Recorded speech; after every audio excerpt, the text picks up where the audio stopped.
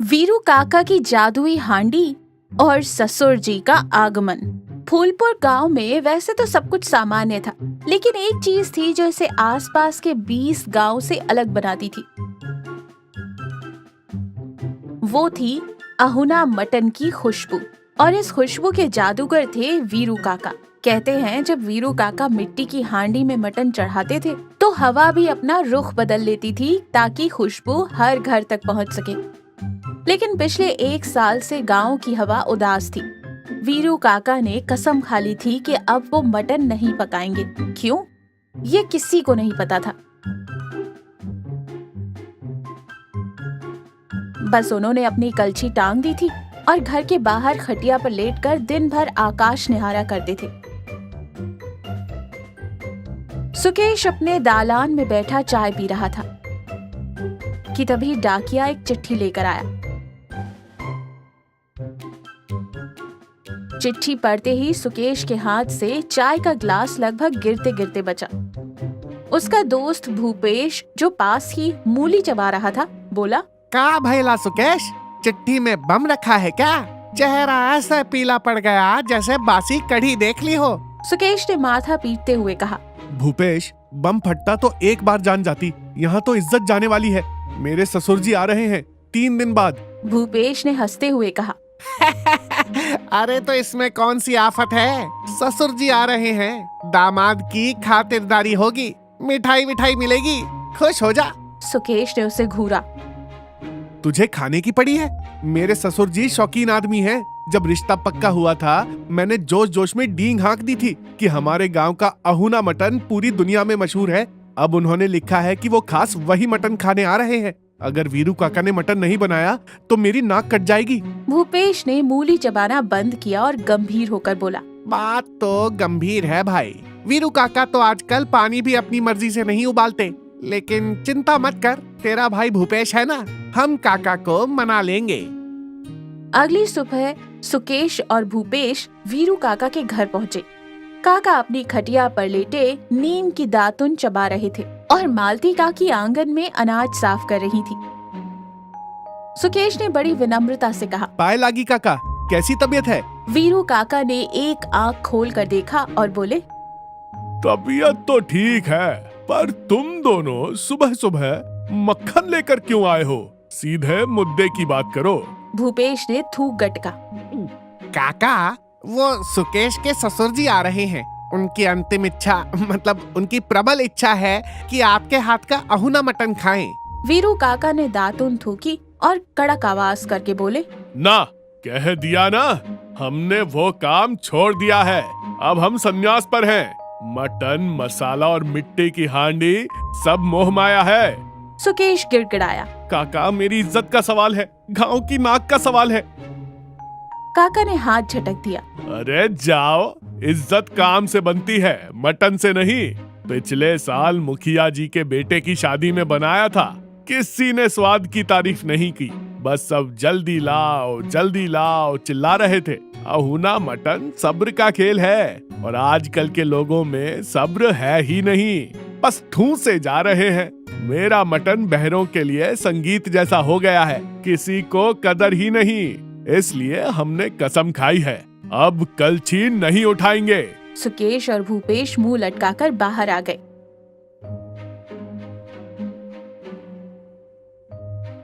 भूपेश ने खुजलाते हुए कहा, भाई काका तो इमोशनल हो गए, अब क्या करें? सुकेश ने दांत भींचते हुए कहा, काका नहीं बनाएंगे तो क्या हुआ? विधि तो पता ही है। मिट्टी की हांडी, सरसों का तेल, खड़ा लहसुन और प्याज हम खुद बनाएंगे। भूपेश ने डरते हुए कहा, सुकेश, देख ले, काका का हाथ शेर का पंजा है और हमारा हाथ बिल्ली का पंजा भी नहीं है। ससुर जी के आने में 1 दिन बाकी था। सुकेश ने ठान लिया था कि वो खुद बनाएगा। उसने बाजार से सबसे महंगी मिट्टी की हांडी खरीदी, एकदम ताजा मटन लाया और असली सरसों का तेल।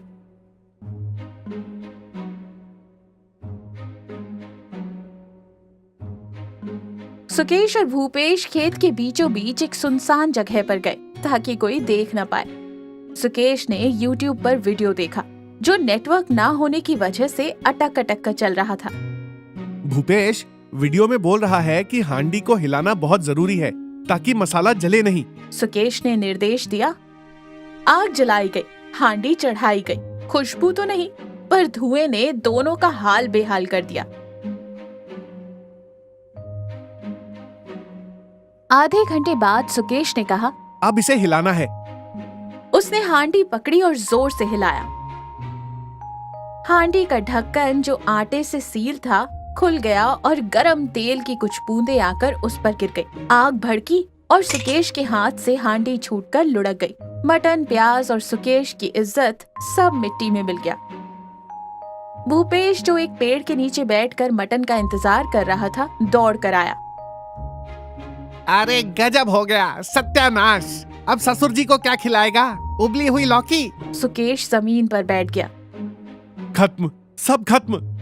तभी पीछे से आवाज आई, अरे मटन पका रहे हो कि ईंट भट्टा जला रहे हो? दोनों ने मुड़कर देखा। मालती काकी खड़ी थी, हाथ में गोबर के उपले लिए। वो खेत की तरफ जा रही थी, पर धुआं देखकर रुक गई। मालती काकी ने बिखरा हुआ मटन देखा और हंस पड़ी।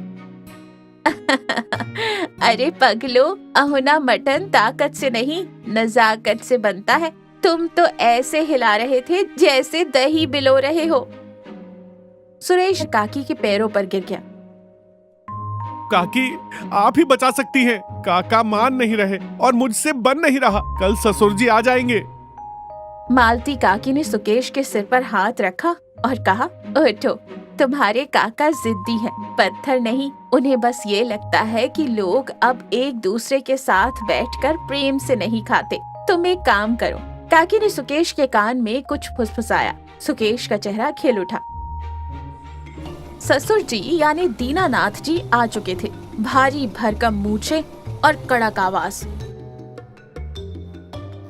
दोपहर का समय था। सुकेश ने अपने घर के बड़े आंगन में दरी बिछाई थी, लेकिन वहाँ सिर्फ ससुर जी ही नहीं थे। सुकेश ने भूपेश को, गांव के पोस्ट मास्टर को और 2-4 बुजुर्गों को भी न्योता दिया था। वीरू काका अपने घर के बाहर बैठे थे, तभी भूपेश दौड़ता हुआ आया। काका, अनर्थ हो गया। सुकेश ने अपने ससुर जी को कह दिया कि वो खुद मटन बना रहा है और उसने कढ़ाई में पानी और हल्दी डाल दी है। वो हल्दी वाला उबला मटन खिलाने वाला है। ससुर जी बहुत गुस्से वाले हैं। अगर वो कच्चा पक्का खाएंगे तो सुकेश की चमड़ी उधेड़ देंगे। वीरू काका चौंके। क्या? हल्दी वाला पानी अहुना मटन के नाम पर? भूपेश ने नाटक करते हुए कहा। हाँ काका, और सुकेश कह रहा था कि वीरू काका ने सिखाया नहीं तो जो बना वही सही। अब तो आपके नाम की भी मिट्टी पलीद होगी। वीरू काका का बावर्ची वाला अभिमान जाग गया। अरे हट, मेरे नाम पर कलंक लगाएगा? कहाँ है वो नालायक? काका अपनी लाठी टेकते हुए सुकेश के घर पहुँचे। वहाँ देखा तो सच में सुकेश एक बड़ी सी हांडी में सिर्फ पानी और बड़ी बड़ी प्याज काट कर डाल रहा था। ससुर जी और बाकी मेहमान बात करने में मशगूल थे। वीरू काका सीधे चूल्हे के पास गए, सुकेश को कोहनी मारी और धीरे से बोले, हट जा, ये क्या कांजी बना रहा है? मटन है कि मरीज का काढ़ा? सुकेश ने मन ही मन मालती काकी को धन्यवाद किया। ये उन्हीं का प्लान था कि काका को उनकी कला के अपमान का डर दिखाओ। सुकेश ने भोलेपन से कहा, काका आप तो माने नहीं, तो मैंने सोचा जैसे तैसे बना लूं। वीरू काका ने अपनी धोती की खोंस ठीक की। उनकी आंखों में वही पुरानी चमक आ गई। चुपचाप बैठ और सुन। भूपेश, जा मेरे घर से वो पुरानी काली वाली हंडी और मेरे मसालों का डब्बा लेकर आ। आज इस गांव को पता चलेगा कि असली चंपारण अहुना क्या होता है। अगले 2 घंटे तक सुकेश के आंगन में एक अलग ही नजारा था। वीरू काका ने कमान संभाल ली थी। उन्होंने मटन को धोया, उसमें दही, सरसों का तेल, कच्चा नहीं पका हुआ, खड़े लहसुन की पूरी गांठें जो अहुना की जान होती है, लाल मिर्च और अपने जादुई मसाले मिलाए।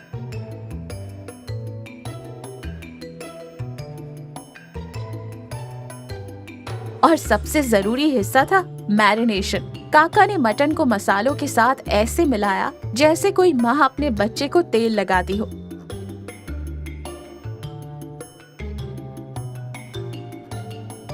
फिर उसे हांडी में भर दिया और हांडी के मुंह को आटे की लोई से सील कर दिया। दीनानाथ जी ने अपनी कुर्सी से उठकर पूछा, अरे भाई, ये ढक्कन बंद कर दिया, अब पता कैसे चलेगा कि पका है या नहीं?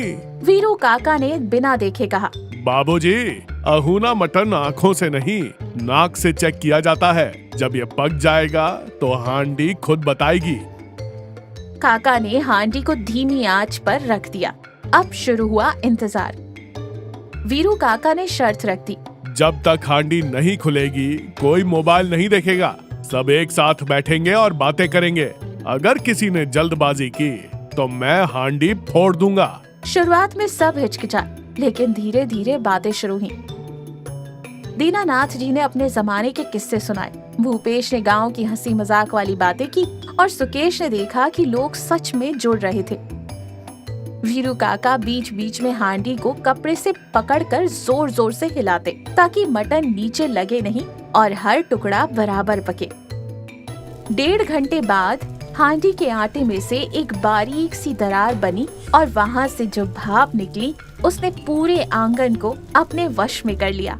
वो खुशबू मसालों की तीखी महक और गोश्त के पकने की सौंधी गंध का मिश्रण थी। दीनानाथ जी की मूंछें फड़कने लगी, भूपेश के मुंह से लार टपकने लगी। वीरू काका ने अंगीठी से हांडी उतारी। तैयार है। सब जमीन पर पत्तलों के सामने बैठ गए। वीरू काका ने आटे की सील तोड़ी, एक सफेद धुएं का गुबार उठा और उसके साथ जो महक आई उसने सबके होश उड़ा दिए। मटन का रंग गहरा भूरा हो चुका था, तेल ऊपर तैर रहा था और लहसुन की कलियां मक्खन की तरह घुल चुकी थीं। काका ने खुद सबके पत्तल परोसे। दीनानाथ जी ने पहला कौर तोड़ा। मांस इतना गला हुआ था कि हाथ लगाते ही हड्डी से अलग हो गया। उन्होंने मुंह में डाला और आंखें बंद कर ली। 2 मिनट तक सन्नाटा रहा। फिर दीनानाथ जी ने आंखें खोली और बोले, वीरू भाई, मैंने जिंदगी में बहुत कुछ खाया है, लेकिन ये खाना नहीं है, ये तपस्या है। भूपेश तो बस खाए जा रहा था, उसे बोलने तक की सुध नहीं थी। सुकेश ने काका की तरफ देखा। काका मुस्कुरा रहे थे। वो अपनी तारीफ सुनकर खुश नहीं थे, बल्कि ये देखकर खुश थे कि सब लोग एक साथ बिना किसी भेदभाव और बिना किसी फोन के खाने का आनंद ले रहे थे। वीरू काका ने सुकेश के कंधे पर हाथ रखा और सबके सामने बोले, देखो, मटन तो कोई भी पका सकता है, लेकिन स्वाद तब आता है जब खाने वाले और पकाने वाले के बीच प्रेम हो। इस लड़के ने हांडी फोड़ दी, मटन जला दिया, लेकिन हार नहीं मानी, क्योंकि इसे अपनी इज्जत से ज्यादा अपने परिवार की खुशी प्यारी थी। बस इसी भावना ने मुझे मजबूर कर दिया। दीनानाथ जी ने हंसते हुए कहा, तो दामाद जी, पास हो गए तुम। अगली बार आऊंगा तो मटन नहीं, बस इस काका से मिलने आऊंगा। सुकेश ने चैन की सांस ली, उसकी इज्जत बच गई थी। उस रात सुकेश और भूपेश बर्तन साफ कर रहे थे, क्योंकि मालती काकी ने कहा था कि दावत के बाद बर्तन लड़के ही धोएंगे। भूपेश ने पेट पर हाथ फेरते हुए कहा, सुकेश, मटन तो जबरदस्त था, लेकिन एक बात समझ नहीं आई। काका ने जादुई मसाला कौन सा डाला था? मैंने डिब्बे में देखा, वो तो साधारण जीरा धनिया था।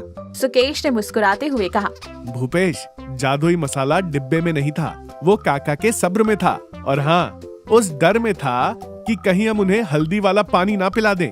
दोनों दोस्त ठहाका मारकर हंस पड़े।